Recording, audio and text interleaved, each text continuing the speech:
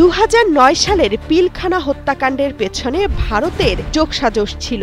তৎকালীন প্রধানমন্ত্রী শেখ হাসিনার সবুজ সংকেতে এটি ঘটানো হয়েছিল। সম্প্রতি জাতীয় স্বাধীন তদন্ত কমিশনের প্রতিবেদনে উঠে আসে এমন তথ্য। রোববার প্রধান উপদেষ্টা ডক্টর মোহাম্মদ ইউনূসের কাছে জাতীয় স্বাধীন তদন্ত কমিশন তাদের প্রতিবেদন জমা দেন। এ সময় প্রধান উপদেষ্টা বলেন, বিডিআর হত্যাকাণ্ডের ঘটনায় জাতি দীর্ঘদিন ধরে অন্ধকারে ছিল।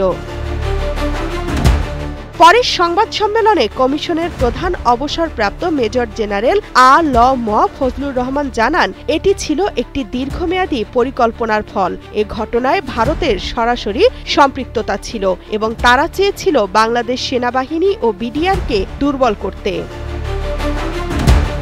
কমিশনের সদস্য অবসরপ্রাপ্ত major general Jahangir Kabir Talukdar findings সম্পর্কে বলেন, এই হত্যাকাণ্ড পরিকল্পিত। তৎকালীন প্রধানমন্ত্রী শেখ হাসিনার গ্রিন সিগন্যাল বা সবুজ সংকেত ছিল। এর পেছনে প্রধান সমন্বয়কের ভূমিকা পালন করেছিলেন তৎকালীন সংসদ সদস্য শেখ ফজলে নূর তাপস। তৎকালীন সেনাপ্রধান জেনারেল মইনু আহমেদেরও দায় রয়েছে। র্যাব ও গোয়েন্দা সংস্থাগুলোর চরম ব্যর্থতা ছিল। তৎকালীন স্থানীয় আওয়ামী লীগ নেতারা জড়িতদের রক্ষা করেছেন।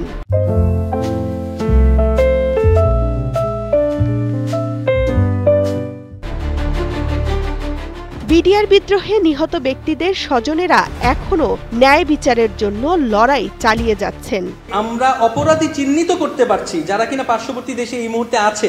তো সেই ক্ষেত্রে আমার মনে হয়, অন্ততপক্ষে এটা ব্যক্তিগতভাবে বলছি, যে আমার মনে হয় এই interim government more than a political government আসার থেকে ইন্টারিম গভর্নমেন্টই বরং এই প্রেশারটা দিতে পারবে।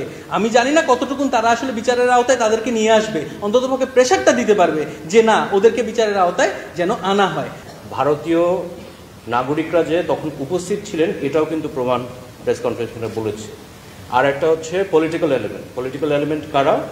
শেখ হাসিনা, ফজলুর তাপস, শেখ সেলিম, জাহাঙ্গীর কবির নানক, মির্জা আজম, আরও আওয়ামী লীগের অনেক নেতাকর্মীর নাম আছে। অপরাধী রিপোর্ট অনুযায়ী যেটা উঠে আসছে, আমরা একমাত্র সেটা দেখার পরেই আমরা কমেন্ট করতে পারবো।